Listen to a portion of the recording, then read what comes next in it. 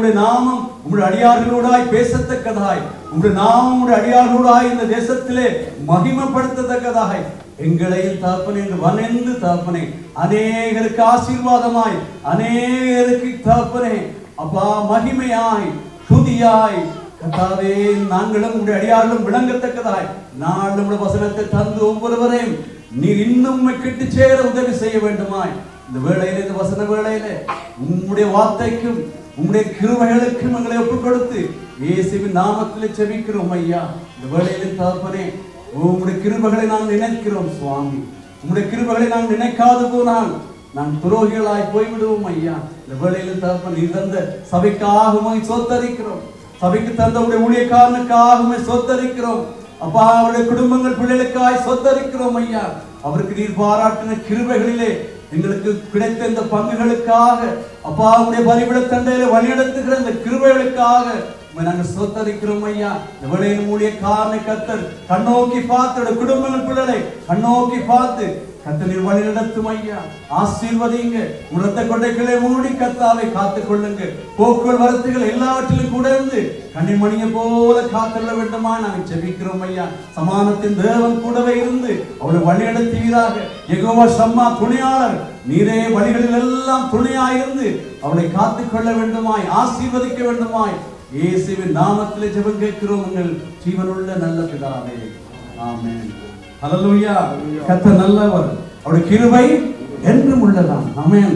என்றும் உள்ள அவருடைய கிருபையினால கர்த்தர் சபையையும் கூட ஊழியக்காரர் அவருடைய குடும்பங்களையும் கூட கர்த்தர் காக்கிறவராக இருக்கிறார். ஹல்லேலூயா. அவருடைய கிருபையினால கர்த்தர் நடத்துகிறவராக இருக்கிறார். இந்த நாளில் நாங்கள் புதிய உடன்படிக்கைக்குள்ளே கடந்து போகும்படியாக நாங்கள் வந்திருக்கிறோம். அநேகர் நீங்கள் ஆயத்தமாய் வந்திருப்பீர்கள். இந்த நாளிலும் கூட கர்த்தர் எங்களை ஒரு புத்தி உள்ள ஆராதனை செய்யும்படியாக தேவன் எங்களை அழைத்திருக்கிறார். எத்தனை பேர் அதை நீங்க விசுவாசிக்கிறீங்க?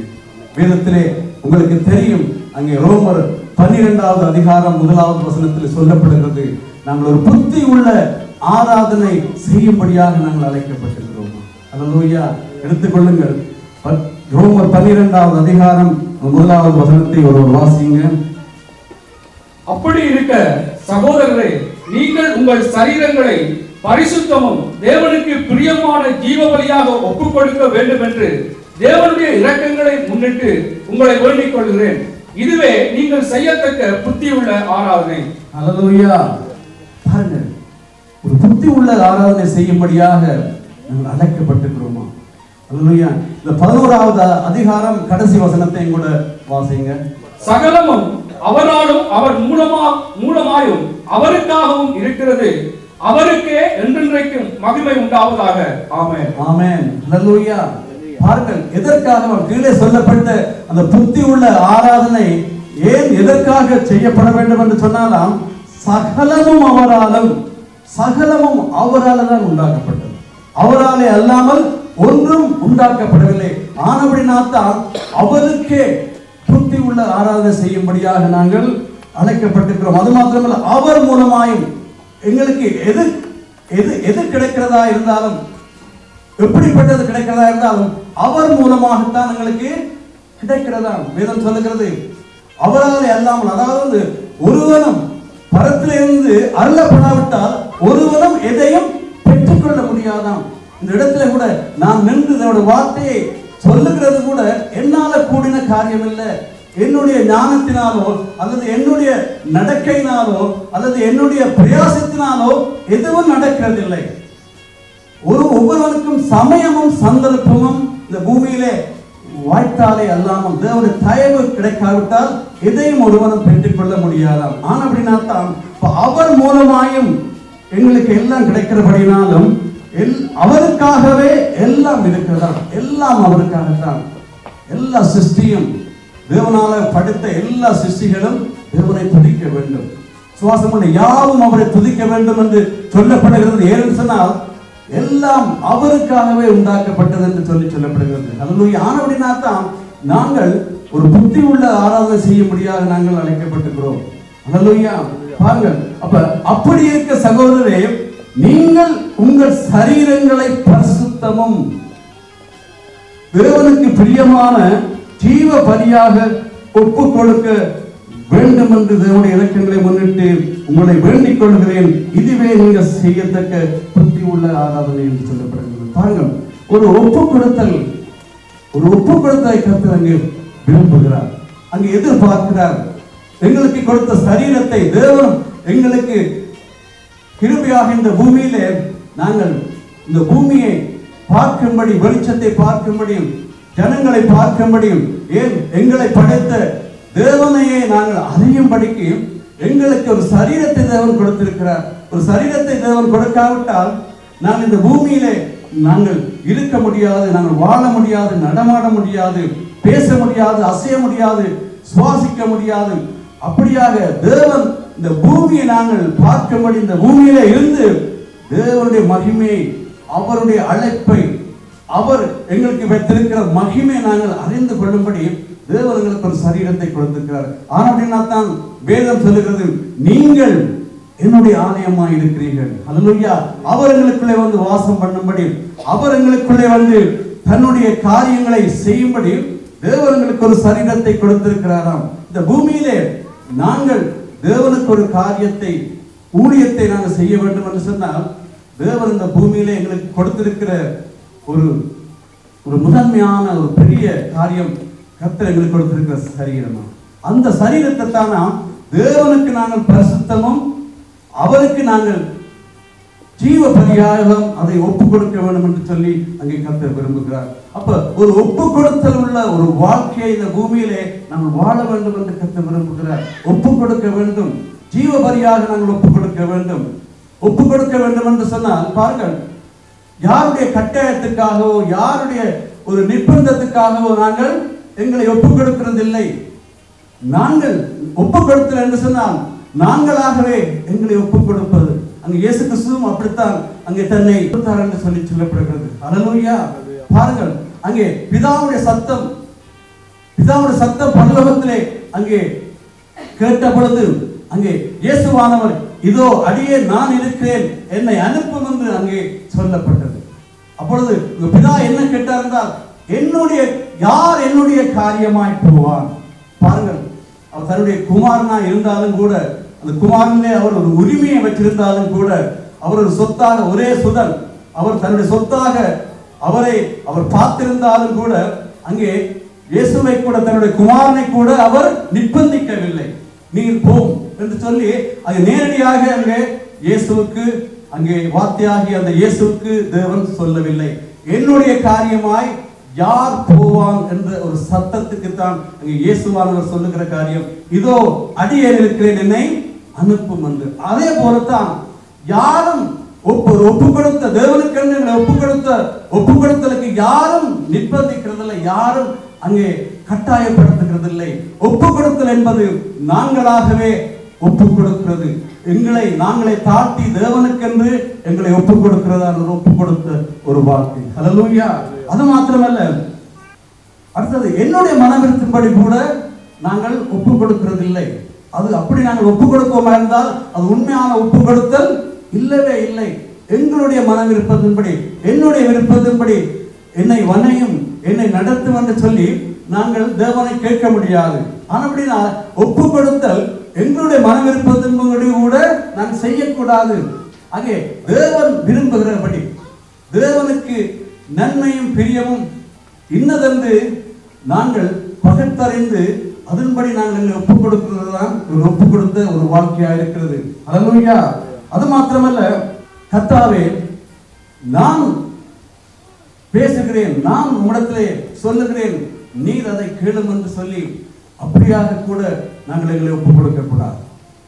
பிதாவே நீர் சொல்லும், நான் கேட்கிறேன் என்று சொல்லி அப்படித்தான் எங்களை ஒப்பு கொடுக்க வேண்டுமே தவிர, தேவனே நீர் பேசினால் நான் என்னை ஒப்பு கொடுப்பேன், நீர் பேசினால் நான் சபைக்கு போவேன், நீர் பேசினால் நான் உங்களுடைய காரியத்தை செய்வேன் என்று சொல்லி அப்படியாக சொல்வது அங்கே ஒரு நல்ல ஒப்பு கொடுத்தல், ஒரு சரியான ஒப்பு கொடுத்தல் கிடையவே கிடையாது. அல்லேலூயா. ஆனா அப்படின்னா கர்த்தாவே நீர் சொல்லும், நீர் பேசும், நான் செய்கிறேன், என்னை ஒப்பு கொடுக்கிறேன் என்று சொல்லுகிற ஒரு ஒப்பு கொடுத்தல் தான் தேவன் நம்மிடத்திலே எதிர்பார்க்கிறார். ஹல்லேலூயா. ஆனா அப்படின்னா தான் தேவன் சொல்லுகிற காரியம், உங்கள் சரீரங்களை பரிசுத்தமும் தேவனுக்கு பிரியமான ஜீவ பலியாக ஒப்பு கொடுக்க வேண்டும் என்று அங்கே தேவனுடைய இரக்கத்தை முன்னிட்டு அந்த பரிசுத்தவான் வேண்டிக் கொள்கிறார். இதுவே தான் நாம் புத்தி உள்ள ஆராதனை என்று சொல்லப்படுகிறது. அல்லேலூயா. நாங்கள் தேவனுக்கு முன்பாக, தேவனை அறிவதற்கு முன்பாக நாங்கள் அந்த காலத்திலே நாங்கள் வாழ்ந்தவர்கள், அடிமைத்தனத்திலே நாங்கள் இருந்தவர்கள். எப்படி ஆராதனை செய்வது, எப்படி தேவனை நாங்கள் துதிப்பது, அவருக்கு பலி செலுத்துவது என்று அறியாமல் ஒரு பிழையான ஆராதனைகளை நாங்கள் செய்து வந்திருக்கிறோம். ஒரு புத்தி இல்லாத ஆராதனையை நாங்கள் செய்து வந்திருக்கிறோம். ஆனா இப்போ என்றால் இயேசு கிறிஸ்துவுக்குள்ளாக நாம் ஒரு புத்தி உள்ள ஆராதனையை நாங்கள் செய்யும்படியாக அழைக்கப்பட்டோம். அதற்காகவே எங்கள் சரீரங்களை ஜீவ பலியாக நாங்கள் ஒப்புக் கொடுப்பதே ஒரு புத்தி உள்ள ஆராதனையா. பாருங்க அப்ப ஜீவ பலியாக கூட நாங்கள் ஒப்புக் கொடுக்க வேண்டும். பாருங்கள், நம்முடைய ஒப்பு கொடுத்தலை மீள பெற்றுக் கொள்ள முடியாதபடிக்கு அந்த ஒப்பு கொடுத்தல் ஜீவ பலியாக இருக்க வேண்டும். பாருங்க, எங்கள் ஜீவனை பலியாக நாங்கள் தேவனுக்கு என்று ஒப்பு கொடுத்தால் அதை நாங்கள் மீள பெற முடியாது, மீள அதை நாங்கள் பெற்றுக்கொள்ள முடியாது. அது கொடுத்ததுதான். ஜீவனை தேவனுக்கு என்று கொடுத்ததுதான், பலியாக கொடுத்ததுதான். அப்ப அதைத்தான் தேவன் விரும்புகிறார். ஜீவ பலியாக உங்கள் சரீரங்களை ஒப்புக் கொடுக்க வேண்டும். அதுதான் ஒரு புத்தி உள்ள ஆராதனை என்று சொல்லப்படுகிறது. அல்லேலூயா. பாருங்க, நாங்கள் எங்களை விரும்பின நேரத்துக்கு எங்களை ஒப்புக் கொடுக்கிறது, பிறகு நாங்கள் தேவனை விட்டு நாங்கள் தூரம் போவதுமாக அப்படியே ஒப்புக் கொடுத்தல் இல்லாமல் ஜீவ பலியாக தேவனுக்கு ஒப்புக் கொடுத்ததுதான். பாருங்க, இயேசு கூட தன்னை முழுமையாக ஒப்புக் கொடுத்தார். மரண பரியந்தம் வரை, சிலுவையின் கடைசி மரண பரியந்தம் வரை தன்னை முழுமையாக ஒப்புக் கொடுத்தார். பாருங்கள், அவர் ஒரு தடவை பார்த்தால் அவர் அந்த ஒப்புக் கொடுத்தல்ல ஒரு பின்மாற்றம் அல்லது ஒரு தடுமாற்றம் வருகிறது போல இருந்தது. பிதாவே, இந்த பாத்திரம் என்னை விட்டு நீங்க கூடுமானால் நீங்கும்படி செய்யும் என்று அவரிடத்திலும் கூட ஒரு தடுமாற்றம் வந்தது. இந்த பொறுப்பை, இந்த ஒப்புக் கொடுத்தலை எப்படி நிறைவேற்ற போகிறேன் என்று அவரிடத்தில் ஒரு தடுமாற்றம் இருந்தது. என்று சொன்னால் அவர் இந்த பூமியிலே மனுஷனாகவே அவரும் வாழ்ந்தபடினார். அல்லேலூயா, அல்லேலூயா. பாருங்கள், ஆனாலும் அவர் கடைசி வரை பிதாவே, இது என்னுடைய சித்தத்தின்படி அல்ல, உம்முடைய சித்தத்தின்படி ஆகட்டும் என்று அவர் ஜீவ பலியாக தன்னை ஒப்புக் கொடுத்தார். அல்லேலூயா. அப்படி ஒரு ஒப்புக் கொடுத்தலை தான் தேவன் இன்றைக்கு என்னிடத்திலும் உங்களிடத்திலும் அவர் எதிர்பார்க்கிறார். அல்லேலூயா, அல்லேலூயா. ஆனபடினால் தான் கர்த்தர் சொல்லுகிற காரியம், உங்கள் சரீரங்களை பரிசுத்தமும் தேவனுக்கு பிரியமான ஜீவ பலியாக ஒப்புக் கொடுக்க வேண்டும் என்று கர்த்தர் விரும்புகிறார். அல்லேலூயா, அல்லேலூயா. ஆனபடினால் தான் கர்த்தர் சபையை கூட அவர் சரீரத்துக்கு ஒப்பிடுகிறார். ஏன்னா சபை அங்கே சரீரத்துக்கு ஒப்பிடப்படுகிறது. இப்படியாக அநேகராயிருந்த நாங்கள், அநேக அவயங்களாயிருந்த நாங்கள் இப்பொழுது ஒரே சரீரத்தில் இயேசு தலையா இருக்கிறார் சபைக்கு, இந்த சரீரத்துக்கு அவர் தலையா இருக்கிறார்.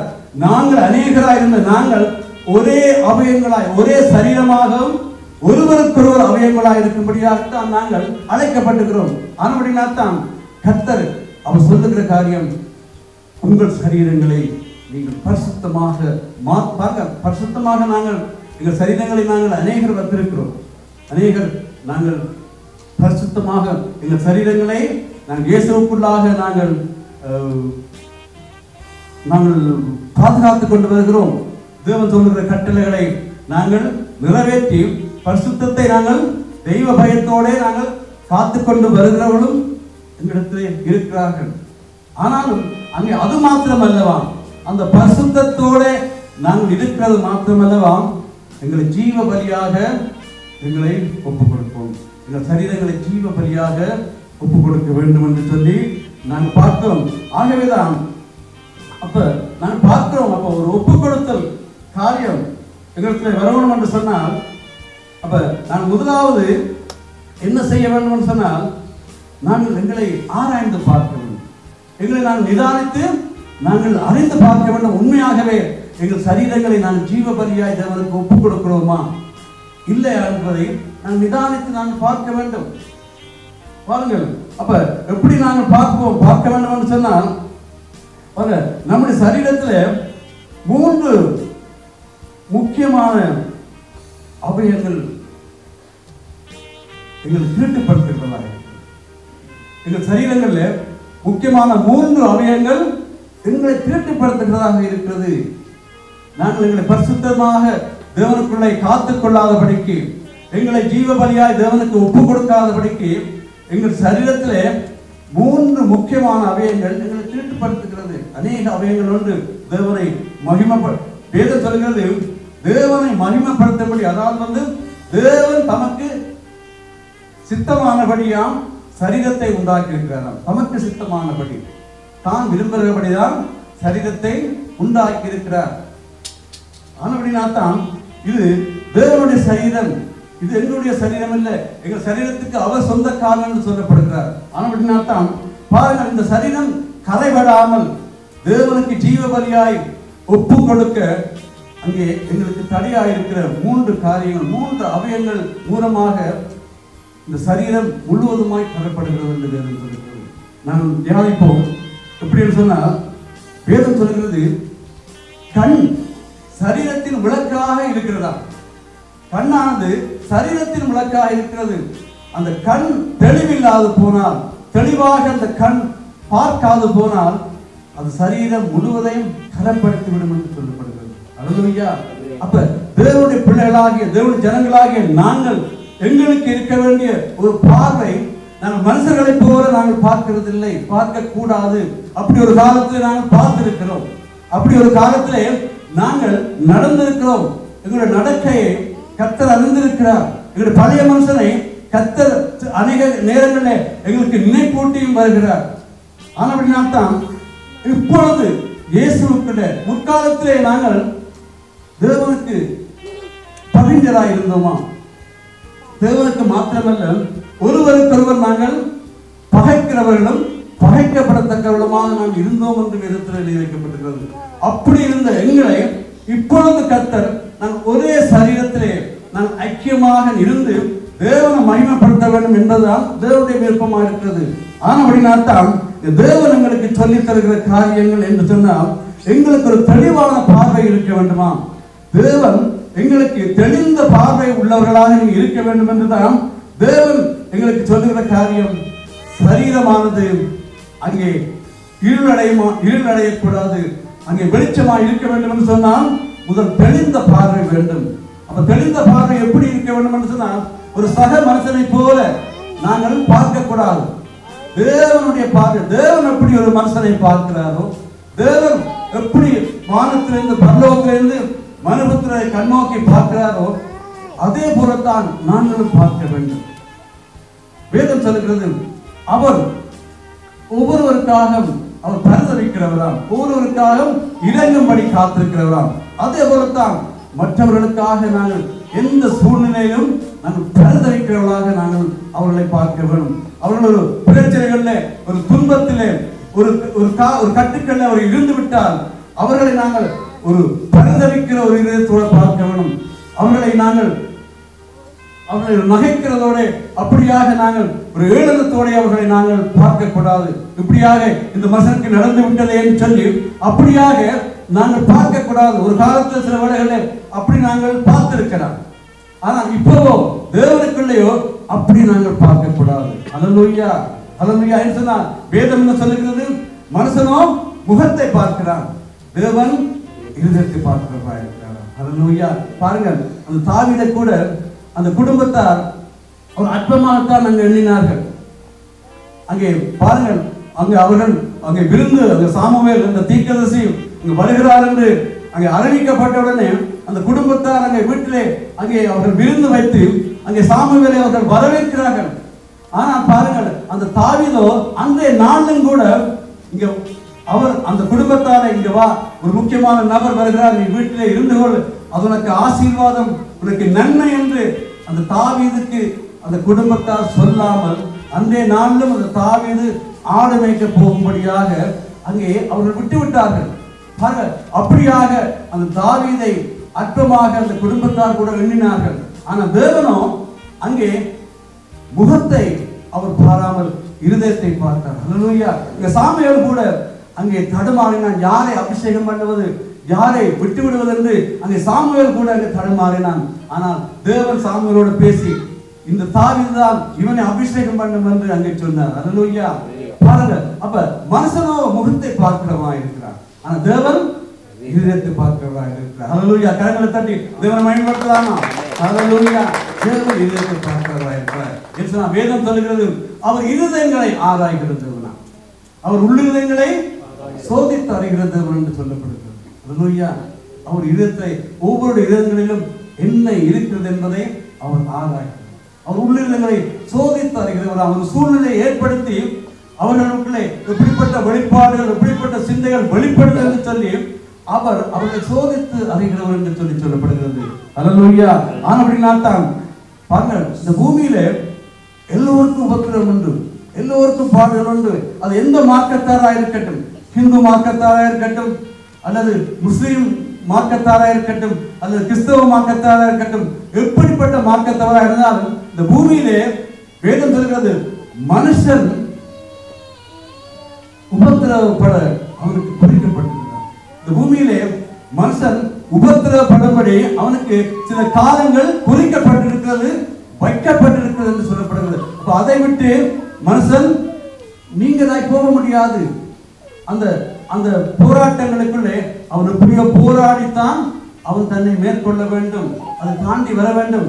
அதை மீறி அதை தாண்டி யாரும் போக முடியாது. ஆனபடினால்தான் அங்கே ஆண்டவர் பார்க்கிற ஒரு பூமியில ஒரு மனுஷனுக்கு ஒரு சூழ்நிலையை தேவன் அனுமதிக்கும் பொழுது பக்கத்தில் இருக்கிற நீங்கள் எப்படி அந்த சூழ்நிலையை நீங்கள் அணுகிறீங்க, அந்த சூழ்நிலையை எப்படி பார்க்கிறீங்க என்றதைத்தான் கர்த்தர் மற்றவருடைய கண்களை நோக்கி பார்த்து கொண்டிருக்கிறார், மற்றவரை நோக்கி அவர் பார்த்து கொண்டிருக்கிறார். இப்படி ஒருவருக்கு ஒரு பிரச்சனை இருக்கிற ஒருவரை அங்கே மற்ற சுற்றி இருக்கிறவர்கள் எப்படி அந்த பிரச்சனையை குறித்து அவர்கள் ஆராய்கிறார்கள், அங்கே அவர்கள் அணுகிறார்கள், அதை குறித்து எப்படி பேசுகிறார்கள், அதை குறித்து எப்படி எப்படி நினைக்கிறார்கள், எப்படி அந்த சூழ்நிலையில மனுஷனுக்கு சக மனுஷன் எப்படி உதவி செய்கிறான், எப்படி அந்த வேளையிலே அவனை அவன் சபிக்கிறானா அல்லது தூற்றுகிறானா அல்லது அந்த மனுஷனுக்காக பரிதவிக்கிறானா, இப்படியாக கர்த்தர் மனுஷன் ஒவ்வொருவரையும் அங்கே ஆராய்ந்து கொண்டிருக்கிறாரா. அல்லேலூயா. அங்கே யோபுடைய காரியத்துல கூட நீங்கள் அறிந்திருக்கிறீங்க. யோபுக்கு ஏற்பட்ட சூழ்நிலையிலே அந்த 3 நண்பர்களும் அங்கே எப்படி அவர்கள் அந்த யோபுவை அவர்கள் தூசித்தார்கள். நீ பிழை செய்யாமல் எப்படி தேவன் உம்மை தண்டிக்க முடியும் என்று கூட அங்கே யோபுவை அவர்கள் குற்றம் கண்டார்கள். அதுபோலத்தான் ஒரு சூழ்நிலையை தேவன் இந்த பூமியிலே அது யாருக்காவது அனுமதித்தாலும் கூட பக்கத்திலே இந்த சக மனுஷன் அந்த எலும்பும் ரத்தமுமானவன் அந்த சகோதரன் எப்படி அந்த சூழ்நிலையிலே அந்த மனுஷனை பார்க்கிறான் என்கிறதை தான் தேவன் பார்க்கிறார். அல்லேலூயா. ஆனபடினால்தான் எங்களுடைய பார்வை சரியாக இருக்க வேண்டும். ஆமென். தெளிந்த பார்வை உள்ளவர்களாக நாங்கள் இருக்க வேண்டும். லூக்கா 11வது அதிகாரம் 34வது வசனம் அதைத்தான் சொல்லுகிறது. கண்ணானது சரீரத்தில் விளக்காக இருக்கிறதா. அந்த அந்த அந்த கண் தெளிவில்லாதது போனால் சரீரம் முழுவதும் அங்கே இருளடைந்து போய்விடும், கரைப்பட்டு போய்விடும் என்று சொல்லப்படுகிறது. அல்லேலூயா. அந்த வசனத்தை எடுத்து வாசிங்க. கண்ணானது சரீரத்தின் விளக்காய் இருக்கிறது. உன் கண் தெளிவாய் இருந்தால் உன் சரீரம் முழுவதும் வெளிச்சமாய் இருக்கும். உன் கண் கெட்டதாய் இருந்தால் உன் சரீரம் முழுவதும் இருளாய் இருக்கும். அல்லேலூயா. பாருங்க, அப்ப கண் கெட்டதா இருந்தால் நாம் பார்க்கிற காரியங்கள் அங்கே சரியா இல்லாவிட்டால் அங்கே எல்லாம் இருளாகத்தான் இருக்கும். அல்லேலூயா. பாருங்கள், அப்ப கண் சரியான முக்கியம். அங்கே இதை கொண்டுதான் அங்கே ஆதாம் ஏவாளை கூட அங்கே சத்ருவாதம் வஞ்சித்தான். இந்த கண்ணை வைத்துத்தான், கண்களினாலே அங்கே பார்க்க வைத்து அந்த ஆதி பெற்றோரை அவன் இந்த கண்ணின் மூலமாகத்தான் அங்கே வஞ்சித்தான். ஆனா கண் பாருங்க, இப்படியாக கண் பார்வை எவ்வளவு தெளிவாக இருக்க வேண்டும் என்று கர்த்தர் எங்களுக்கு அவர் சொல்லித் தருகிறார். அது மாத்திரமல்ல, இன்னும் ஒரு அவயம் எங்கள் சரீரத்தை கரப்படுத்துகிறதாக இருக்கிறது. அது எங்களுடைய இருதயமாக இருக்கிறது.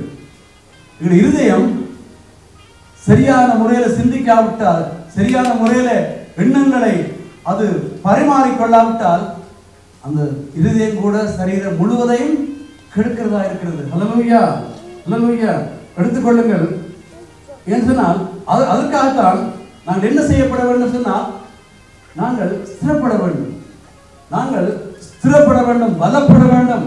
நாங்கள் ஸ்திரப்படாவிட்டால் அங்கே எங்களுக்கு அநேக காரியங்கள் எங்களை ஒரு பிழையான வழிகளில் நடத்தி போடும். ஆனா அப்படின்னா தான் நம்முடைய இருதயம் வேறு சொல்கிறது, உன் இருதயத்தை நீ நம்பாதே, உன் இருதயம் இச்சித்தபடி நீ செய்யாதே, உன் இருதயம் போற இடத்துக்கு நீயும் போகாதே என்று சொல்லப்படுகிறது.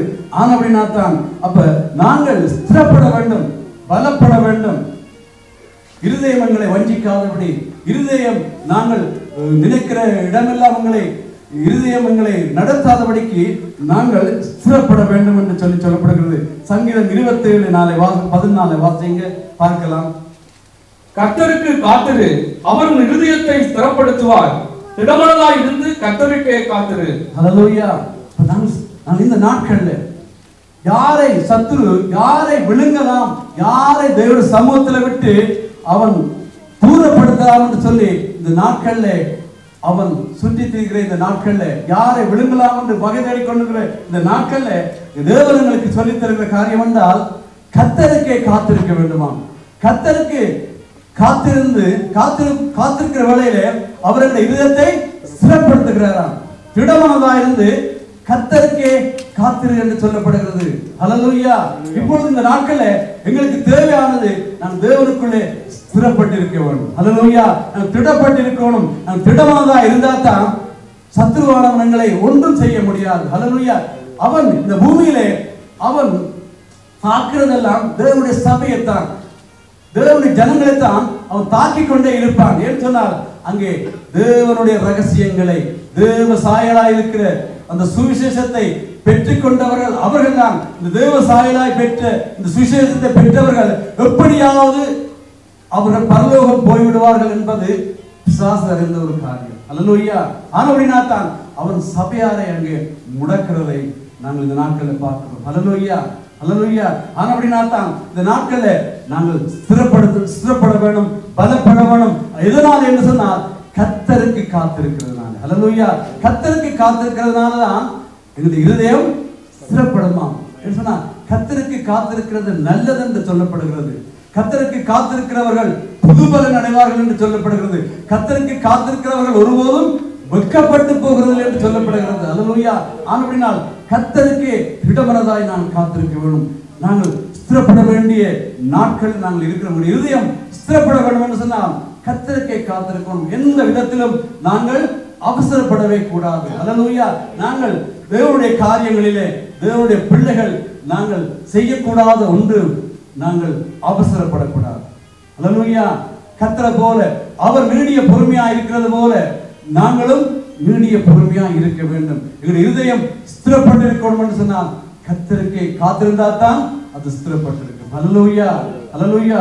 பாருங்கள், அப்ப எங்கள் இருதயத்தை நாங்கள் வஞ்சிக்காதபடி நாங்கள் பார்த்துக் கொள்ள வேணும். வேதம் சொல்கிறது, உங்கள் இருதய கடினங்களினாலே நீங்கள் உங்களை வஞ்சிக்காதபடிக்கு நீங்கள் ஜாக்கிரதையாய் நீங்கள் காத்துக்கொள்ள வேண்டும் என்று சொல்லப்படுகிறது. ஹல்லேலூயா. பாருங்க, சில வேளைகளில் இருதய கடினங்கள் எங்களை வஞ்சித்து போய்விடும்.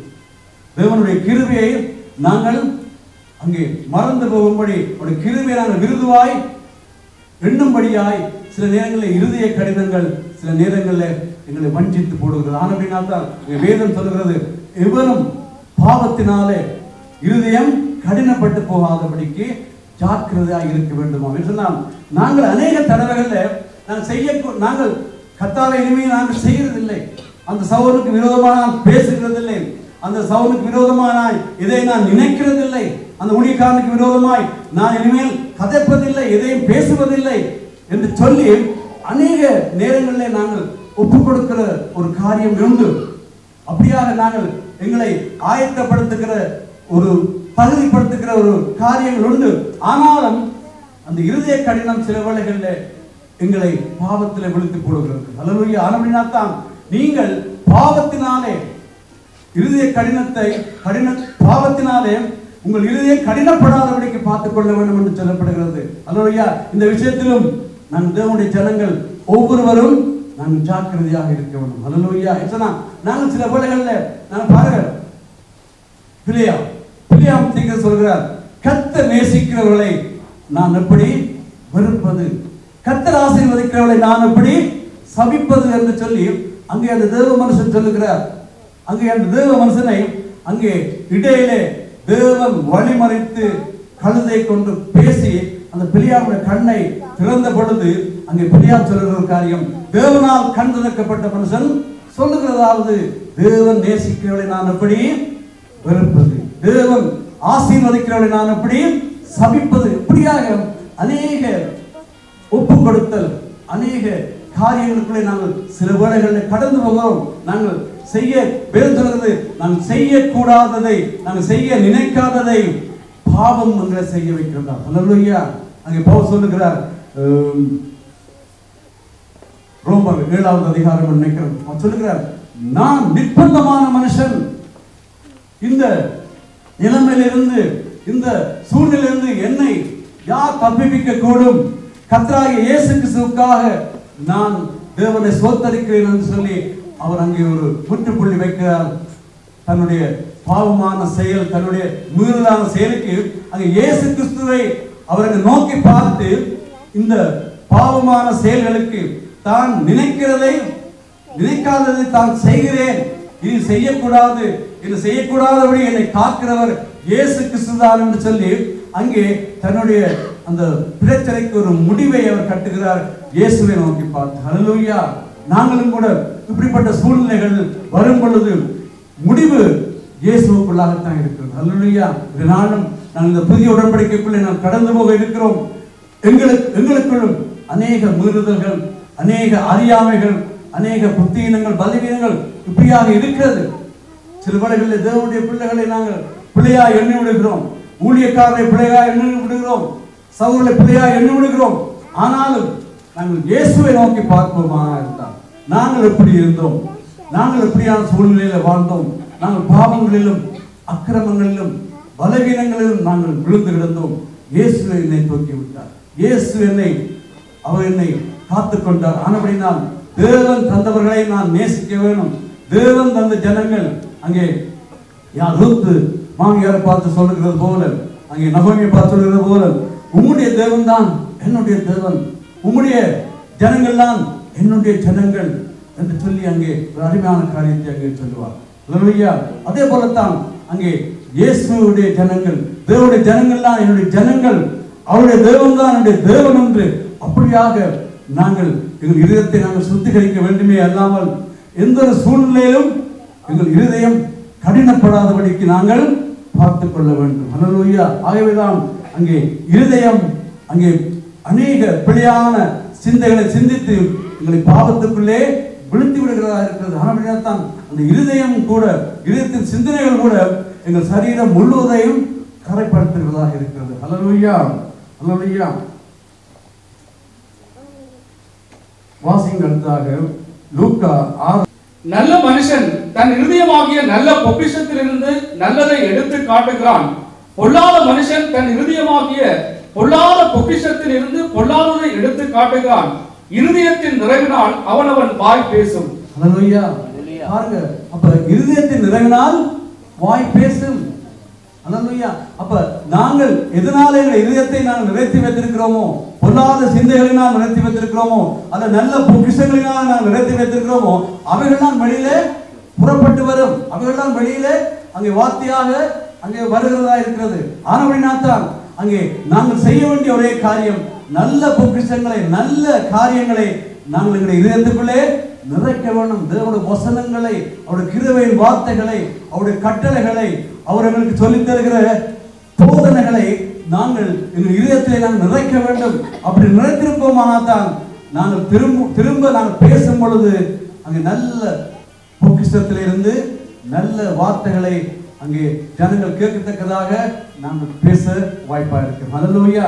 அப்படின்னா தான் அப்ப நாங்கள் இதயத்தில் எது நாங்கள் சேர்த்து வைக்கிறோமோ அவைகளைத்தான் நாங்கள் பேச வேண்டி வரும். என்றா அங்கே பானையிலே இருந்தா தான் அகப்பையிலே வரும் என்று சொல்லுவார்கள். ஆனால் பானையிலே எது நல்ல காரியம் இருந்தா தான் அகப்பையிலே நல்ல காரியங்கள் வரும். அல்லேலூயா.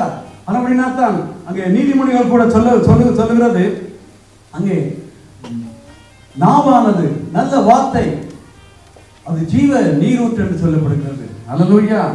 அல்லேலூயா. பாருங்க, அப்ப நல்லதை நான் பேச வேண்டும்.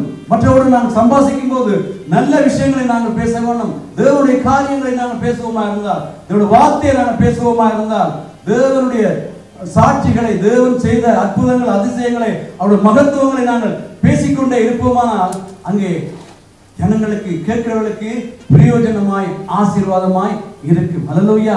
ஆனபடினால்தான் நம்முடைய இருதயத்தை நாங்கள் எப்பொழுதும் நாங்கள் காத்துக்கொள்ள வேண்டும்.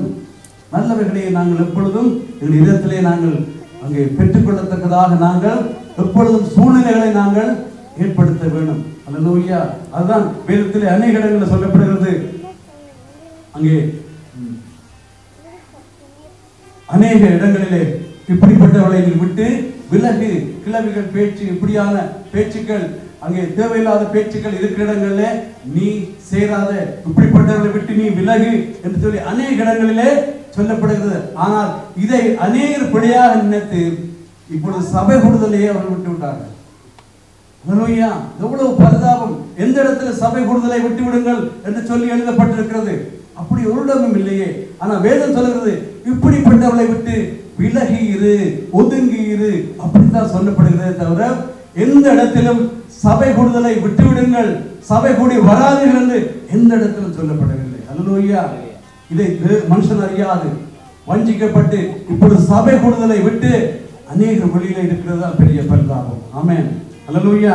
ஆனா அப்படின்னா தான் நாங்களும் வஞ்சிக்கப்பட்டு போவார்கள். சபை கூடுதலை விட்டு நாங்களும் போய்விடாதபடிக்கு நாங்களும் எச்சரிக்கையாக நாங்களும் இருக்க வேண்டும். அல்லேலூயா. அல்லேலூயா. ஆனா அப்படின்னா தான் பாருங்கள், சபைகளை குறித்து ஆவியானவர் அங்கு எழுதியிருக்கிற காரியமும் கூட அங்க சர்வ சபையை குறித்தும் கர்த்தர் எழுதியிருக்கிறார். தன் வஸ்திரங்களை அசுசிப்படுத்தாத சிலர் முன்னிடத்தில் இருக்கிறார்கள் என்று சொன்னா பாருங்க. அப்ப ரெண்டு விதமான ஜனங்கள் சபையில இருந்து கொண்டுதான் இருப்பார்கள். கர்த்தர் அதை அனுமதிக்கிறவராகவே இருக்கிறார். அல்லேலூயா. பாருங்க, கர்த்தர் சொல்லுகிற அந்த அந்த இரவு விடிய காலையில் அந்த எஜமானுக்கு வேலைக்காரன் சொல்லுகிறார், எஜமானே நாங்கள் நல்ல விதைகளை அல்லவா விதைத்தோம், கோதுமைகளை அல்லவா விதைத்தோம், அங்கே களைகளும் உழைத்திருக்கிறது என்று அங்கே அந்த வேலைக்காரன் சொல்லும் பொழுது அந்த எஜமான் நன்றாய் அருமையா அங்கே பதில் சொல்லுகிறார். நான் அதை புடுங்கட்டுமா, அதை நான் பிடுங்கி போடட்டுமா, கோதுமையும் கிடைக்கிறது என்று சொல்லும் பொழுது அந்த எஜமான் சொல்லுகிறார், இல்லை அதை நீ பிடுங்க வேண்டாம், பிடுங்கும் பொழுது அங்கே கோதுமையும் சேர்ந்து வந்துவிடும், நல்ல விதைகளும் நல்ல மணிகளும் சேர்ந்து வந்துவிடும், அது அப்படியே அறுவடை வரையில் அது இருக்கட்டும் என்று சொல்லி அங்கே அவர் சொல்லுகிறார். அல்லேலூயா. அதுபோலத்தான் சபையிலும் கூட அநேக காரியங்கள் இருக்கிறது. இது ஆவியானவர் இருக்கிற காரியம், இது நான் சொல்லவில்லை. கர்த்தருடைய ஆவியானவர் சபைகளை குறித்து, நம்முடைய சபையல்ல, அவர் எல்லா சபைகளையும் குறித்து அவர் சொல்லி இருக்கிற காரியம், இப்படிப்பட்டவர்களும் சபையில் இருப்பார்கள், ரெண்டு விதமான ஜனங்கள் இருப்பார்கள். தேவனை உண்மையாய் விசுவாசித்து அவரை மாத்திரம் பற்றி கொண்டு இருக்கிறவர்களும் இருக்கிறார்கள், இந்த உலகத்தை பற்றி கொண்டு தேவனை பற்றி கொண்டு இருக்கிறவர்களும் இருக்கிறார்கள். பலவிதமாக ஜனங்கள் இருக்கிறார்கள் என்பதைத்தான் அங்கே ஆவியானவர் அங்கே சபைகளுக்கு அவர் எழுதி வைத்திருக்கிறதை நாங்கள் பார்க்கலாம். ஆனபடினால்தான் இப்படியாக நாங்கள் எங்கள் இருதயத்தை காத்துக் கொள்ளும்படி, எங்கள் இருதயத்தை நல்ல பொக்கிஷங்களினால, நல்ல காரியங்களினால நான் நிறைத்துக் கொள்ளத்தக்கதாக நாங்கள் காத்துக்கொள்ள வேண்டிய அவசியத்துக்குள்ளே இருக்கிறோம். அல்லேலூயா. அல்லேலூயா. கர்த்தர் நல்லவராக இருக்கிறார். அடுத்ததாக எங்களை கரைப்படுத்துகிற, எங்கள் சரீரத்தை கரைப்படுத்துகிற மூன்றாவது ஒரு பெரிய ஒரு அவயம் என்று சொன்னால், உங்கள் அநேகருக்கு தெரிந்த ஒரு காரியம், அது நாவாய் இருக்கிறது. அல்லேலூயா.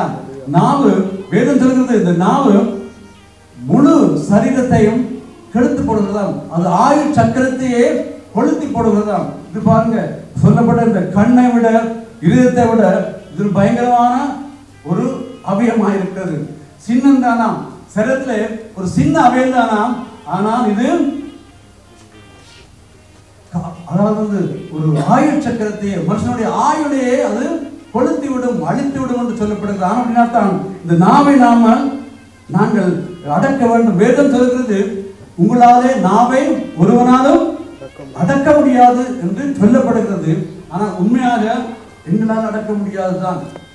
ஆனால் தேவனுடைய உதவியோடு, அல்லேலூயா, தேவனுடைய கட்டளைகளோடு, அவருடைய வார்த்தையோடு அவர் எங்களை சிற்றித்து எங்களை அவர் நெருக்கி எங்களை அவர் அங்கே தனக்கென்று அவர் பிடிக்கும் பொழுது நிச்சயமாக இந்த நாமுடைய இந்த சவுக்களுக்கு இந்த நாமுடைய பிரச்சனைக்கு எங்களை கர்த்தர் விடுதலையாக்க அவர் வல்லமுள்ளவராக இருக்கிறார். அல்லேலூயா. எங்களால முடியாதுதான். வேதம் பார்க்க அழகாக சத்தியத்தை உள்ளபடியே சொல்லி வந்திருக்கிறது. நாவை ஒருவனாலும் அடக்க கூடாது. பாருங்க, அதே போலத்தான் அப்ப கர்த்தரால கூடும். கர்த்தர் ஒரு மனுஷனுடைய நாவை அடக்க வேண்டும், அவனை அடக்கி அந்த நாவை அவன் அடக்கி ஆள வேண்டும் சொன்னா கர்த்தர் அவனை சிற்றித்து அவனை நெருக்கி அவனுக்கு உபத்திரவங்களை கொடுத்து அவனுக்கு பாடுகளை கொடுத்து அப்படியே அவனை வழிநடத்தும் போது அந்த நாவு என்ன செய்து அது அடங்கி அங்கே தேவனுடைய கிருபைகளை குறித்தே பேசும், தேவனுடைய கிருபையை குறித்தே சிந்தித்துக் கொண்டிருக்கும், தேவனுடைய நன்மைகளை குறித்தே அங்கே பேசிக் கொண்டிருக்கும், அங்கே தேவன் தனக்கு செய்த அதிசயங்களை குறித்தே அங்கே அந்த நாவு பேசிக் கொண்டிருக்கும், மற்றவர்களுக்கும் அதை குறித்து சொல்லி அங்கே சந்தோஷப்பட்டு கொண்டிருக்கும் அந்த நாவு. அல்லேலூயா.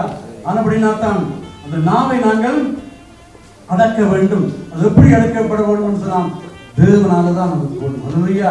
தேவனுக்கு எவ்வளவுக்கு நாங்கள் எங்களை அடிமைகளாக ஒப்புக் கொடுக்கிறோம். வேறு நீங்கள் எதற்கு அடிமைகளாய் எங்களை ஒப்புக் கொடுக்கிறீர்களோ அதற்கு தானா நீங்கள் அடிமைகளாய் மாறுவீர்களா?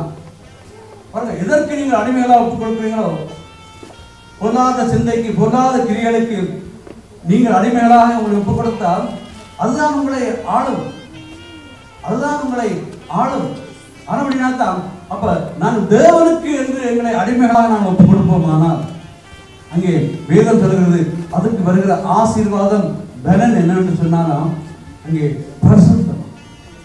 தேவனுக்கு எங்கள் சரீரங்களை தேவனுக்கு நாங்கள் அடிமைகளாக நாங்கள் ஒப்புக் கொடுப்பதுதான் புத்தி உள்ள ஆராதனை. பாருங்கள், அதுக்குரிய ஆசீர்வாதம் பலன் என்னன்னு சொன்னாலும் பரிசுத்தமா. பாருங்க, தேவனுக்கு முழுமையாக எங்களை ஒப்புக் கொடுக்கிற வகையில நாங்கள் எங்களுக்கு பரிசுத்தம் தான் எங்களுக்கு ஆசீர்வாதமா வருகிறது. ஆனால் அதன் முடிவு என்னவா? நித்திய ஜீவன் சொல்லுங்கள். அதுடைய நாங்கள் பார்க்க தேவனுக்கு எங்களை ஒப்புக் கொடுக்கும் பொழுது நாங்கள் பரிசுத்தத்தின் மேல் பரிசுத்தம் அடைகிறோம். தேவன் சொல்லுகிறார் பரிசுத்தமாகிறவன் இன்னும் பரிசுத்தமாகட்டும். அப்ப தேவனுக்கு எங்களை நாங்கள் அடிமைகளாக ஒப்புக் கொடுக்கிற வேளையில நாங்கள் இன்னும் பரிசுத்தத்தின் மேல் பரிசுத்தம் அடைகிறோம். ஆனால் பாருங்க, அது சில வேளை நாங்கள் நினைக்கிறது ஏன் நாங்கள் வீணாக ஏன் எங்களை கைகளை சுத்தப்படுத்த வேண்டும், ஏன் வீணாக நாங்கள் தேவனுடைய சமூகத்துக்கு எப்பொழுதும் நாங்கள் ஜெபத்துக்கு போக வேண்டும், எப்பொழுதும் நாங்கள் அங்கே கூடுதலுக்கு போக வேண்டும், எப்பொழுதும் நாங்கள் அங்கே ஐக்கியத்துக்கு போக வேண்டும் என்று அநேக கேள்விகளிடத்தை எழுப்புகிறது உண்டு. ஆனால் பாருங்கள், அப்ப தேவனுக்கென்று தேவனுடைய காரியங்களுக்கென்று அவருடைய நாமத்திலே நாங்கள் ஒப்புக் கொடுக்கும் பொழுது எங்களை அடிமைகளாய் எங்களுக்கு அவருக்கென்று தேவனுக்கென்று நேரத்தை ஒப்புக் கொடுக்கும் பொழுது எங்களுடைய காரியங்களை ஒப்புக் கொடுக்கும் பொழுது அங்கே எங்களுக்கு கிடைக்கிற ஒரு ரிசல்ட் பலன் என்று சொன்னால் பரிசுத்தம். அல்லேலூயா. நான் பரிசுத்தம் அடைகிறோம், மென்மேலும் பரிசுத்தம். பாருங்கள், வெளியில ஒரு கிழமை நீங்கள் தேவாலயத்துக்கு வராமல் வெளியில ஒரு கிழமை ஒரு ஞாயிறு நின்று பாருங்க, அந்த கிழமை முழுவதும் ஏதோ ஒரு வெறுமையாக ஏதோ நம்மளுக்குள்ளே ஏதோ ஒரு காரியங்கள் வந்து எங்களை அமர்த்துறது போல எங்களை வெறுமையாக்குறது போல தேவன் எங்களுக்குள்ளே இல்லை போல பரிசுத்த ஆவியானவர் எங்களை விட்டு எடுபட்டு போனார் போல அப்படி ஒரு உணர்வுகளை நாங்கள் உணர முடியும். ஆனா பாருங்க, தேவனுக்கென்று நாங்கள் நேரத்தை ஒப்புக் கொடுத்து எங்கள் சரீரங்களை ஒப்புக் கொடுத்து எங்களுடைய காரியங்களை ஒப்புக் கொடுத்து நாங்கள் நடப்போமா இருந்தால் அதனுடைய பலன் பரிசுத்தமா. அல்லேலூயா. அல்லேலூயா. அதன் முடிவோ நித்திய ஜீவன் என்று சொல்லப்படுகிறது. பாருங்கள், இப்படியாக எங்கள் எவ்வளவுக்கு நாங்கள் தேவனுக்கென்று எங்களை ஒப்புக் கொடுக்கிறோமோ நாங்கள் நித்திய ஜீவனை பெறுவது அதிக நிச்சயம். அல்லேலூயா. அல்லேலூயா. பாருங்கள், இப்படியாக நாங்கள் நாவை நாங்கள் அடக்கி ஆட வேண்டும் என்று சொல்லப்படுகிறது. இந்த நாவானது முழு சரீரத்தையும் கரப்படுத்துகிறதா இருக்கிறது. இந்த காரியம் யாக்கோப்பு 3:6 இருக்கிறது. நீங்கள் நீங்கள் புரிந்து கொள்ளுங்க. அடுத்ததான் சில வேளையில் நாங்கள் நாவினால நாங்கள் ஒருவருக்கொருவர் விரோதமாய் சில வேளையில் நாம் பேசுகிறோம். ஒருவருக்கொருவர் விரோதமாக நாங்கள் சில வேளையில் முறையிடுகிறது என்று நாம் முறையிடக்கூடாது. ஒருவருக்கு ஒருவர் விரோதமாய் நாங்கள் முறையிடக்கூடாது என்று சொல்லப்படுகிறது.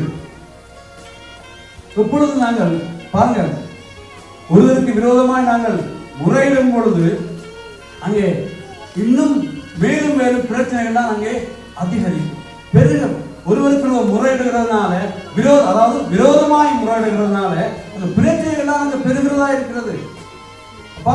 ஒருவருக்கு ஒருவர் விரோதமாக நாங்கள் முறையிடாமல் இந்த நாவை நாங்கள் கட்டுப்படுத்தி வைத்திருக்க வேண்டும், இந்த நாவை நாங்கள் அடக்கி வைத்திருக்க வேண்டும். என்னன்னா ஒருவருக்கு விரோதமாய் முறையிடுகிறதுனால பெரிய பிரச்சனைகள் வந்து முடிகிறது, அங்கு அந்த பிரச்சனைகள் பெருகிறது. இதை இந்த நாட்களில் நாங்கள் அறியாமல் இல்லை, நாங்கள் இதை அனுபவிக்கிறோம் என்று கூட நாங்கள் சொல்லலாம். ஒருவருக்கு விரோதமாய் முறையிடுகிறதுனால பிரச்சனைகள் குறைகிறதே அல்லாமல் அல்ல கூடுகிறதே அல்லாமல் இங்கு குறைகிறது அங்கே தூரமாயிருக்கிறது. அப்படினால் நாங்கள் ஒருவருக்கு ஒருவர் விரோதமாய் முறையிடாது இருப்போமாக. அல்லேலூயா. அப்படின்னா பாருங்க, அப்போ ஒருவருக்கு ஒருவர் விரோதமாய் நாங்கள் முறையிடக்கூடாது, நாவை நாங்கள் அடக்கி வைத்திருக்க வேண்டும். அது மாத்திரமல்ல, நீதிமொழிகள் 5வது அதிகாரத்தில் கூட சொல்லப்படுகிறது, கர்த்தர் வெறுக்கிற 6 காரியங்கள் இருக்கிறதா, அது 7வதும் அவருக்கு அருவருப்பானதுதான். பாருங்க, 7வது காரியத்தை, அந்த அருவருக்கிற காரியத்தில் அந்த ஒரு விஷயத்தை அவர் சொல்லுகிறார். வாசிங்க. 6 காரியங்களை கர்த்தர் வெறுக்கிறார், 7ம் அவருக்கு அருவருப்பானவைகள். அவையாவன மேட்டிமையான கண், பொய் நாவு, குற்றமற்றவருடைய ரத்தம் சிந்தும் கை, தூராலோசனையை பிணைக்கும் இருதயம், தீங்கு செய்வதற்கு விரைந்தோடும் கால், அபத்தம் பேசும் பொய்ச்சாட்சி, சகோதரருக்குள்ளே விரோதத்தை உண்டு பண்ணுதல் ஆகிய இவைகளே. அல்லேலூயா. பாருங்க, 7வது காரியத்தை அவர் சொல்லுகிறார், 7ம் எனக்கு அருவருப்பு. 7வது காரியத்தில் அங்க என்ன சொல்லியிருக்கிறார்? சகோதரருக்குள்ளே விரோதத்தை உண்டு பண்ணுதல். அல்லேலூயா. கர்த்தர் இதை அருவருக்கிறார். இந்த சகோதரருக்குள்ளே விரோதத்தை உண்டு பண்ணுகிறதை நாங்கள் விட்டுவிட வேண்டும். அங்கே ஒருவருக்கு விரோதமாய் முறையிடுகிறதுனால அங்கே நாங்கள் சகோதரருக்குள்ளே விரோதத்தை உண்டு பண்ணுகிறோம். வேதம் சொல்லுகிறது, நீதிமொழிகள் நான் நினைக்கிறேன் 25வது அதிகாரம் என்று நினைக்கிறேன், அது சொல்லப்படுகிறது என்று சொன்னால், சொற்களின் மிகுதியில் பாவம் இல்லாமல் போகாது, தன் உதடுகளை அடக்குகிறவனோ புத்திமான். சொற்களின் மிகுதியினால், அநேக வசனிப்பினால், அநேக பேச்சுக்களினால பாவம் இல்லாமல் போகாது. அல்லேலூயா. பாருங்க எப்படியாக கர்த்தர் எழுதி வைத்திருக்கிறார். அப்ப நாங்கள் நாவை நாங்கள் அடக்கிறவர்களாக நாங்கள் இருக்க வேண்டும். தேவையில்லாத பேச்சுக்கள் நாங்கள் பேசவே கூடாது. அல்லேலூயா. பாருங்கள், அப்ப ஒருத்தர் சொல்லப்படுகிறது, மெதுவான பிரதியுத்தரம். மெதுவான பிரதியுத்தரம் அங்கே உக்கிரத்தை அடக்கி போடுமா. கடும் சொற்களோ, கடுமையான சொற்கள், செவ்வளவு நாங்கள் பாவிக்கிற கடும் சொற்கள் அங்கே கோபத்தை எழுப்பி விடுமா. ஆனால் மெதுவான பிரதியுத்தரமோ, மெதுவாக அங்கே பேசப்படுகிற காரியம் அங்கே அவரை நோக பண்ணாமல் அவர் சாந்தமாய் அவரோடு பேசுகிற காரியம் அவர்களை அந்த கோபத்தை அங்கே மாற்றி போடுமா. ஒரு கோபப்பட்ட மனுஷனை கூட நாங்கள் மெதுவா பேசும் பொழுது, மெதுவா பிரதியுத்தரம் நாங்கள் சொல்லும் பொழுது அங்கே அவனுடைய கோபத்தை கூட அந்த வார்த்தை அங்கே அடக்கி போடுகிறதா இருக்கிறது. அப்படின்னா நாவை நாங்கள் அடக்க வேண்டும் என்று சொல்லப்படுகிறது. அங்கே சொல்லப்படுகிறது, அங்கே அதாவது விரோதங்களை உண்டு பண்ணுகிறது. அதாவது நான் நினைக்கிறேன், கோல் சொல்லுகிறவனா அல்லது விரோதங்களை அங்கே சொல்லுகிறவன் பிராண சிநேகிதனையும் பிரித்து விடுகிறான் என்ற ஒரு வார்த்தை இல்லையா? பிராண சிநேகிதனையும் பிரித்து விடுகிறான், தூர்த்தி திரிகிறவன் நினைக்கிறேன். அப்படி ஒரு வசதி பாருங்க. அப்படியாக பிராண சிநேகிதனை பிரித்து விடத்தக்கதாய், சகோதரர்களை பிரித்து விடத்தக்கதாக, சகோதரர்களை விரோதங்களை உண்டு பண்ணத்தக்கதாய் நாங்கள் எதை நாங்கள் பேசிவிடக்கூடாது. எந்த ஒரு தடுக்கலையோ இடர்களையோ நாங்கள் போட்டு விடக்கூடாது. அப்ப இவருடைய பேச்சிலே நாங்கள் கவனமாய் இருக்க வேண்டும். இவருடைய பேச்சு மற்றவர்களை எழுப்பி விடுகிறதாய் கட்டுகிறதாக இருக்க வேணும். ஒரு ஜீவன் உள்ள ஒரு ஜீவ நீரூற்றா இருக்க வேணும். ஒவ்வொரு வாயிலிருந்தும் புறப்படுகிற ஒவ்வொரு வார்த்தை பாருங்க, தேவனுடைய வார்த்தை எங்களுக்குள்ள இருக்கிறது. தேவனுடைய வார்த்தை எங்கள் ஒவ்வொருக்குள்ளும் இருக்கிறது. வேதம் உங்கள் ஒவ்வொருடைய கையிலும் இருக்கிறது. பாருங்கள், அங்கே தேவனை குறித்து சொல்லப்படும் பொழுது என்ன சொல்லப்படுகிறது?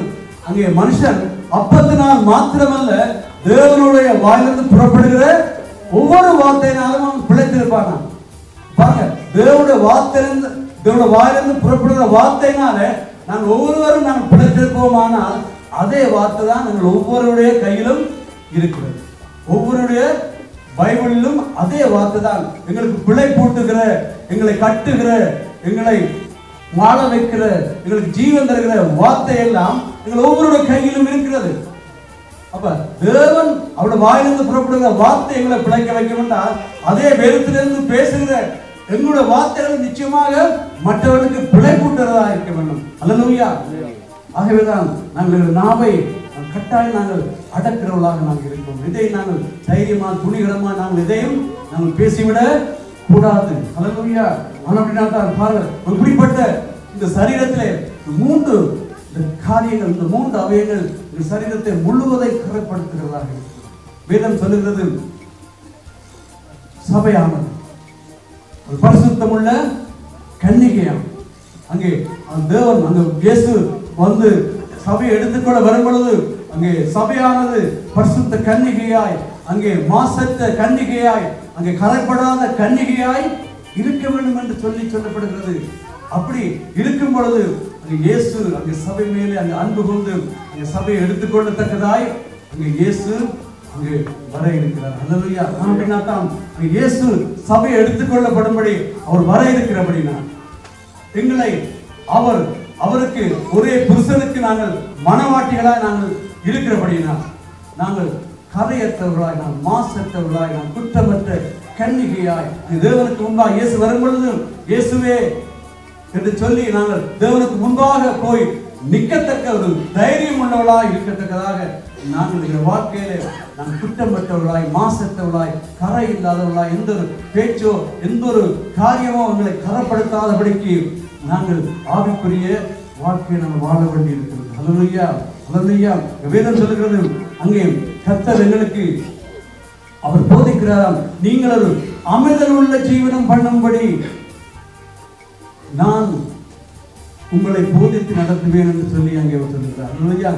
நாங்கள் கிறிஸ்துவுக்குள்ளே இயேசுக்குள்ளே ஒரு அமைதல் உள்ள ஜீவனம் பண்ணும்படிதான் நாங்கள் அழைக்கப்பட்டிருக்கிறோம். நாங்கள் முற்காலத்தில் இயேசு அறிவதற்கு முன்பாக நாங்கள் எப்படியெல்லாம் வாழ்ந்து வந்தோம். நாங்கள் எப்படியோ எல்லாம் நாங்கள் கோபப்பட்டு நாங்கள் சண்டை பிடிக்கிறவர்களாக, நாங்கள் கலகம் பண்ணுகிறவர்களாக நாங்கள் வாழ்ந்து வந்தோம். ஆனால் இயேசுக்குள்ளோ இப்ப கிறிஸ்துவுக்குள்ளோ வந்தால் நாங்கள் ஒரு அமைதல் உள்ள ஜீவனம் பண்ணும்படியாக நாங்கள் அழைக்கப்பட்டிருக்கிறோம். அல்லேலூயா. கரங்களை தட்டி தேவனை மேம்படுத்தலாமா? அல்லேலூயா. உற்சாகமா கரங்களை நல்ல ஒரு அழைப்பு. அல்லேலூயா. அப்படி ஒரு வாக்கை எங்களுக்கு சமாதானம் உள்ள வாக்கு. அல்லேலூயா. அமைதல் உள்ள ஜீவனத்தை நாங்கள் இந்த பூமியிலே வாழுகிறது எவ்வளவு சமாதானம் உள்ள ஒரு வாக்கு, எவ்வளவு ஆசீர்வாதம், அநேகருக்கு அது ஆசீர்வாதமாய் இருக்கிற ஒரு வாக்கு. அல்லேலூயா. அங்கே இந்த பூமியிலே இருந்து, இந்த மனுஷர்களுக்குள்ள இருந்து, இந்த சந்ததிகளுக்குள்ள இருந்து, இந்த மாறுபாடும் கோணலுமான இந்த சந்ததியின் நடுவிலே நாங்கள் குற்றமற்றவர்களும் மாசற்றவர்களும் கரை இல்லாதவர்களுமாக நாங்கள் இருக்கும்படி ஒரு அமைதியுள்ள ஜீவனம் ஜீவிக்கும்படிதான் நாங்கள் இந்த பூமியிலே இந்த ஜனங்களுக்குள்ளே நாங்கள் பிரித்தெடுக்கப்பட்டிருக்கிறோம். ஒரு பிரித்தெடுத்த ஒரு வாழ்க்கைக்குள்ளே நாங்கள் கடந்து வந்திருக்கிறோம். அப்படி கடந்து வந்திருக்கிற நாங்கள் இந்த சந்தர்ப்பத்தை இப்படி ஒரு வாழ்க்கை கிடைத்திருக்கிறது, புது வாழ்வு கிடைத்திருக்கிறது, ஒரு பரிசுத்தம் உள்ள ஒரு வாழ்க்கை கிடைத்திருக்கிறது, ஒரு நீதியை, தேவ நீதியை நடப்பிக்கிற, அவருடைய நியாயத்தை நடப்பிக்கிற ஒரு நல்ல உன்னதமான ஒரு வாழ்க்கை எங்களுக்கு கொடுக்கப்பட்டிருக்கிறது. எப்படியெல்லாம் நாங்கள் வாழ்ந்தோம், இப்படி ஒரு வாழ்க்கை எங்களுக்கு கொடுக்கப்பட்டிருக்கிறது. ஆனால் அப்படின்னா நாங்கள் இந்த சந்தர்ப்பத்தை நாங்கள் தவற விடாமல் நாங்கள் தேவன் சொன்ன கட்டளைக்கு நாங்கள் கீழ்ப்படிந்து நாங்கள் நடக்கிறவர்களாக நாங்கள் இருக்க வேண்டும். அல்லேலூயா. அங்கே வேதத்தில் சொல்லப்படுகிறது, பரிசுத்தவான்கள் ஜெபிக்கும் போது ஜெபிப்பார்கள் அங்கே கர்த்தருக்கு பயந்து, அவருடைய கட்டளைக்கு பயந்து இங்கே நடக்கிறவர்களுக்கு கிருபையை உடன்படிக்கை காக்கின்ற பயங்கரமும் மகத்துவம் உள்ள தேவனாய் இருக்கிறாரா? அல்லேலூயா. அவர் கட்டளைகளுக்கு, அவர் சொல்ற கட்டளைகளுக்கு நாங்கள் பயந்து நடப்போமா இருந்தால் தான் அவர் எங்களுக்கு பாராட்டின கிருபையை அவர் காத்துக் கொள்வாராம். அல்லேலூயா. பாருங்க, எங்களோடு பண்ணின ஒரு உடன்படிக்கை அவர் காத்துக் கொள்வாராம். அல்லேலூயா. அப்ப நாங்கள் என்ன, முதல் அவருக்கு பயந்து, முதல் அவருக்கு நாங்கள் பயப்பட வேணும். சில நேரங்களில் நாங்கள் துணிகரமாக நாங்கள் அநேக காரியங்களை நாங்கள் செய்து விடுகிறோம், பேசி விடுகிறோம். முதலாவது தேவனுக்கு பயந்து அவருடைய கட்டளைகளுக்கு கீழ்ப்படிந்து நடக்கிறவர்கள், இந்த ரெண்டையும் செய்கிறவர்களுக்கு தான் நாம் அங்கே தேவன் சொல்லுகிறார், என்னுடைய கிருபையை உடன்படிக்கையை நான் அவளுக்கு காத்துக் கொள்கிறேன். அல்லேலூயா, அல்லேலூயா. அப்படின்னா தான் இந்த நாளும் எனக்கு ஒரு உடன்படிக்கையை கர்த்தர் செய்கிறார். கிருபையினால் உண்டாயிருக்கிற உடன்படிக்கை கர்த்தர் எங்களுக்கு கட்டளையிட்டிருக்கிறார். இது எங்களால் கூடானதல்ல. அவருடைய தேவனுடைய பந்தியிலே, அவருடைய பந்தியிலே நாங்கள் அவரோடு சேர்ந்து போஜனம் பண்ண நாங்கள் எங்களுக்கு என்ன தகுதி இருக்கிறது? எங்களுடைய தகுதி எல்லாம் தேவனால உண்டாயிருக்கிறது. அல்லேலூயா. எங்களை நீதிமானாக்கிறவர் தேவனாய் இருக்கிறபடினால் அவருடைய ரத்தத்தினால் எங்களை அவர் நீதிமானாக்கினார். ஒரு கிருபையினால் எங்களை நீதிமானாய் மாற்றி வைத்திருக்கிறார். ஆனபடினால் தான் அவரை நாங்கள் விசுவாசிக்கிறதுனாலே தான் அவருடைய உடன்படிக்கைகளை நாங்கள் கடந்து வருகிறோம். அல்லேலூயா. ஆனபடினால் இந்த நாள், இந்த புதிய உடன்படிக்கைகளை கடந்து வருகிற நாங்கள் இந்த நாளை நாங்கள் எழுந்திருந்து நாங்கள் ஜெபத்தோடு நாங்கள் கூட வருகிறோம்.